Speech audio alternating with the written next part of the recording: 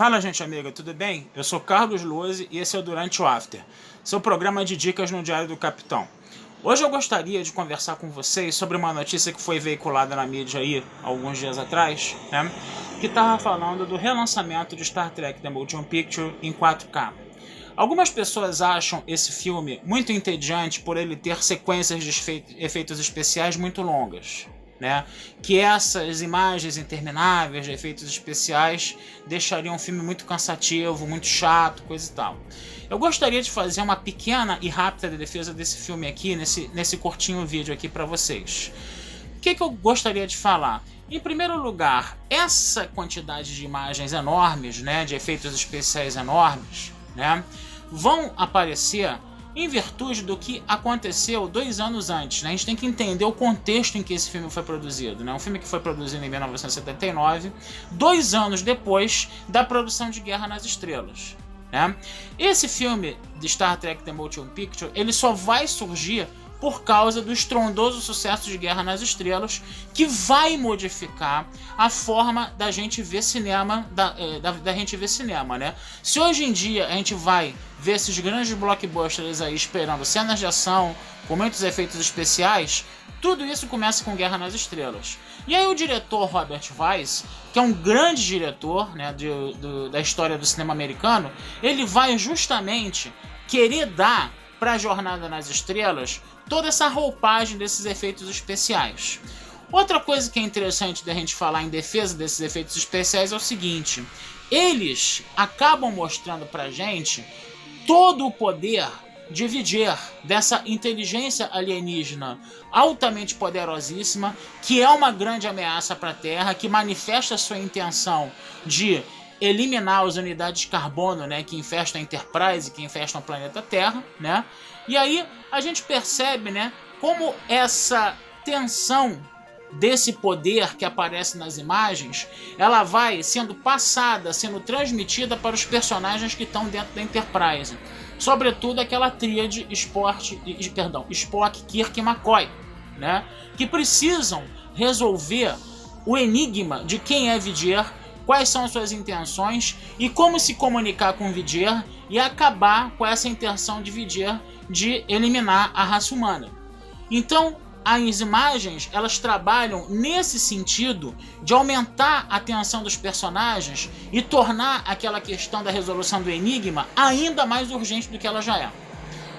Outra coisa também que eu gostaria de falar dessas imagens é na sequência em que Spock sai da nave e ele tenta estabelecer algum contato com Viger, principalmente na frente daquela imagem de Ilia com aquela sondazinha no pescoço dela, que é a sonda de Viger, né? Porque Ilia foi destruída, a Ilia original foi destruída e foi criada uma Ilia artificial com uma sonda ali, com, vamos dizer assim, com um negocinho ali no pescoço, que seria meio que o contato de Viger com os tripulantes da Enterprise. Então Spock, ele faz tenta fazer um elo mental com aquela sonda, ele recebe uma descarga de energia muito violenta e você vê o close do rosto dele aos berros, né? Enquanto ficam pipocando uma sequência muito rápida de imagens, quer dizer, seria justamente o contrário daquela sequência altamente lenta de imagens, né, que a gente vê no filme, né? Você de repente vê imagens pipocando muito rapidamente ali e são, na verdade, mensagens subliminares que estão sendo entregues ao espectador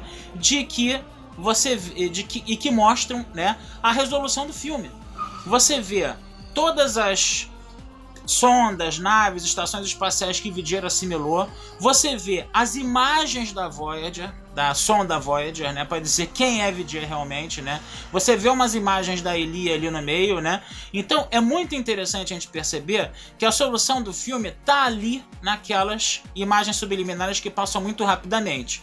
Se alguém tem alguma sacação, percebe um pouco isso, né? O que é o mais interessante nessa história aí, quer dizer, você tá vendo que as imagens aí, elas não estão sendo usadas somente como um enfeite, somente como um, vamos dizer assim, um recurso para deixar o filme mais bonitinho ou deixar um filme mais moderno, coisa e tal. Elas estão sendo usadas na narrativa do filme, né? E para terminar, uma outra coisa que eu gostaria muito de falar também aqui é a proximidade com a qual Star Trek The Movie tem com 2001, Odisseia no Espaço, né, de Stanley Kubrick, né, que foi escrita por Arthur C. Clarke. A gente vê isso não somente na parte estética da coisa, onde a gente percebe uma sequência interminável de imagens, tanto em Star Trek The Motion Picture, né, que mostra aquela inteligência alienígena de Vidir, mas também naquela sequência que a gente vê quando David Bowman tenta chegar próximo ao monolito, e ele faz aquela viagem meio psicodélica que muita gente, né, que experimentava LSD na época, né, estamos falando de 1968, né, quando 2001 foi feita, né, que eles falavam que aquilo foi a coisa que apareceu no cinema que mais se aproxima de uma experiência com LSD. Né? E é interessante a gente ver como as imagens são trabalhadas nessa forma muito, vamos dizer assim, intensa, nessa forma muito abstrata nos dois filmes. Então isso seria a semelhança do ponto de vista estético entre esses dois filmes. Mas esse filme também tem uma semelhança no ponto de vista narrativo. Por quê? Porque a gente se lembra que quando termina aquela viagem psicodélica, né, do David Bowman em 2001, que ele se encontra numa sala onde ele se vê envelhecendo e depois, ao final do filme, você vê um feto sobrevoando o espaço meio com a cara de David Bowman, meio que com uma cara alienígena. Quer dizer, a espécie alienígena assimila o David Bowman e acelera o metabolismo dele, recria David Bowman, né, como um misto com a espécie alienígena. Né? Esse seria o desfecho de 2001. O que acontece em Star Trek The Motion Picture? Vidir quer se aproximar do seu criador, quer se reencontrar com seu criador. Então você vê um pedaço de fio ali na Voyager 6, né? Vamos dizer assim, partido, onde o criador precisa emendar aquele fio para haver um contato entre o criador e a criatura. Né? Então até aí você está vendo uma coisa muito parecida com o que a gente está vendo em 2001. Só que vai haver um ponto aí em que Star Trek The Motion Picture ultrapassa 2001. Por quê?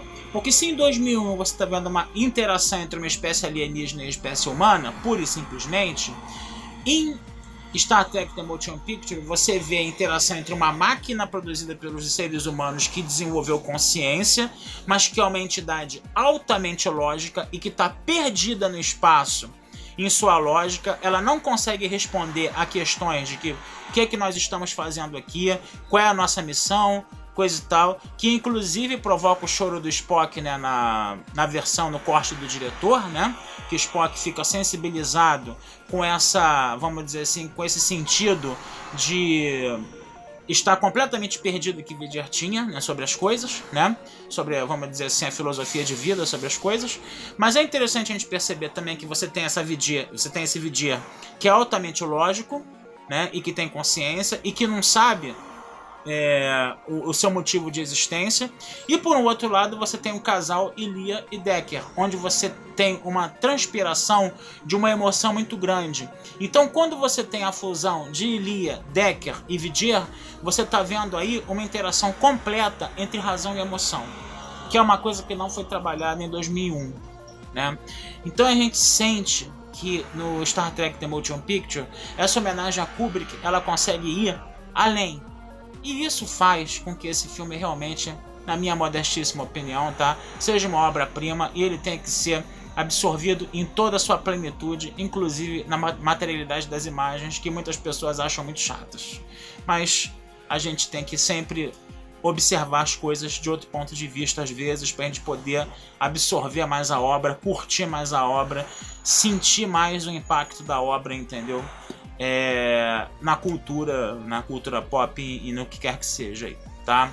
Eu vou terminando por aqui, eu vou voltar, né, em outras oportunidades, sempre agradecendo ao Thiago pelo espaço cedido. Vida longa e próspera a todos. Tchau, até a próxima.